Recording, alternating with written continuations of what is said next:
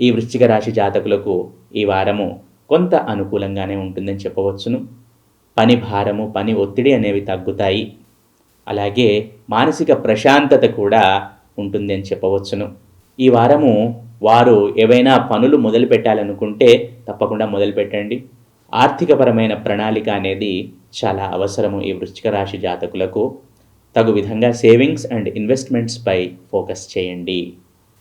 అలాగే కుటుంబ పరంగా కూడా సంతోషంగా గడుపుతారనే చెప్పవచ్చును. ఆర్థిక పరంగా పెద్దగా చిక్కులేమి, సీరియస్ చిక్కులైతే ఏమీ లేవు. అలాగే వృత్తి, ఉద్యోగ వ్యాపారాల్లో ఉన్నవారికి కూడా ఈ వారము సానుకూలంగా ఉంటుందని చెప్పవచ్చును. ఆరోగ్యం కూడా సహకరిస్తుంది, చక్కగా ఉంటుంది. అతిగా ఆలోచించటం అనేది కొంచెం తగ్గించుకోండి. మొత్తంగా చూసుకుంటే ఈ జాతకులకు ఈ వారము కొంతవరకు అనుకూలంగానే ఉంటుంది అన్ని విధాలుగా.